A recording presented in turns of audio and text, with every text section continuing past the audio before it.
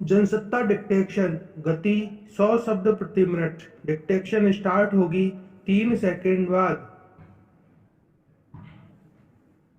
Start. Bharat और चीन के बीच 15वें दौर की बातचीत अगर बेनतीजा रही तो इसमें शायद हैरानी की बात नहीं है। दोनों पक्षों में इस बार भी कोई ठोस सहमति नहीं बन पाने के बाद यह साफ हो गया है कि चीन जब तक अपना हठधर्मिता वाला रवैया नहीं छोड़ेगा तब तक बातचीत का भी कोई मतलब नहीं है।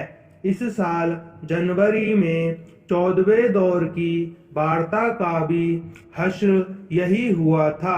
दोनों पक्ष किसी नतीजे पर नहीं पहुंच पाए थे। पिछले साल अक्टूबर में 13वें दौर की वार्ता भी बेनतीजा रही थी। तब भी चीन अपने अड़ियल रुख पर डटा रहा था। इन वार्ताओं में बड़ा मुद्दा हॉट स्प्रिंग सहित रणनीतिक महत्व वाले ठिकानों से सैनिकों को हटाने का है, जिसके लिए चीन राजी नहीं हो रहा। दरअसल सीमाई इलाकों के विवादों को लेकर अब तक चीन का जैसा रवैया रहा है वह किसी से छिपा नहीं है। ऐसे में कैसे उम्मीद की जाए कि वह हॉट स्प्रिंग और दूसरी जगहों से सैनिकों को हटाने को तैयार हो जाएगा? प्रश्नवाचक। हालांकि भारत ने अब तक अपनी तरफ से हर स्तर पर सकारात्मकता रुख ही दिखाया है और यही अपेक्षा उससे भी की है कि हर 2-3 महीने के अंतराल में होने वाली ये वार्ताएं अगर इस तरह बेनतीजा रहेंगी तो कैसे समाधान की तरफ बढ़ा जाएगा, यह चीन को समझना चाहिए। पैराग्राफ।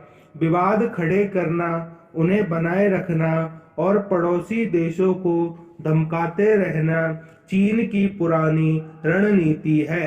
पिछले 2 साल के घटनाक्रम से यह और साफ हो गया है।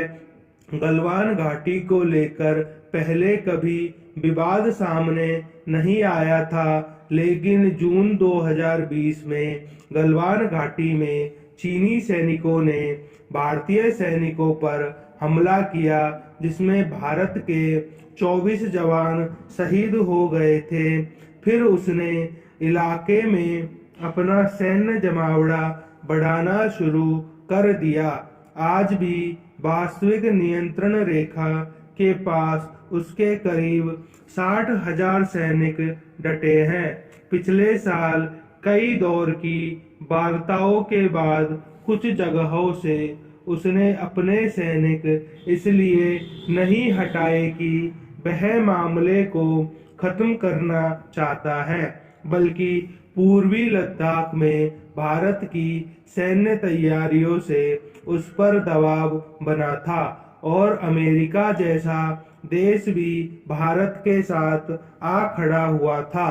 पर अब पिछले 3 दौर की वार्ताओं में चीन ने जिस तरह का रुख अपना लिया है उससे समाधान का रास्ता आसान नहीं है। पैराग्राफ। दरअसल वार्ताओं के दौर जितने लंबे खिंचते चले जाते हैं, विवाद के विषय उतने ही पुराने पड़ते जाते हैं और जटिल रूप ले लेते हैं। सीमा विवाद दशकों पुराना हो गया है। 4000 किलोमीटर लंबी सीमा पर वह नए नए ठिकाने खोजकर उन्हें विवादित बनाने की नीति पर चल रहा है। डोकलाम विवाद और अरुणाचल प्रदेश को लेकर जब तब किए जाने वाले दावे इसका उदाहरण है। ऐसे विवाद पैदा कर सैन्य गतिविधियां बढ़ाना, सैन्य अड्डे बना लेना, रिहायशी बस्तियां बसाना लंबे समय से जारी है। चीन के रवैये को लेकर विदेश मंत्री एस जयशंकर समय समय पर जो नाराजगी जताते रहे हैं वह बेवजह नहीं है। जयशंकर का कहना है कि इस दौर में भारत चीन के रिश्ते जितने तनावपूर्ण दौर से गुजर रहे हैं उतने पहले कभी रहे कोई गलत नहीं है। सीमा पर शांति बनाए रखने के लिए चीन जिस तरह से समझौतों को ठेंगा दिखाता रहा है और विवाद के नए नए बहाने खोजता रहा है उससे सीमाई विवादों का समाधान नहीं निकलने वाला।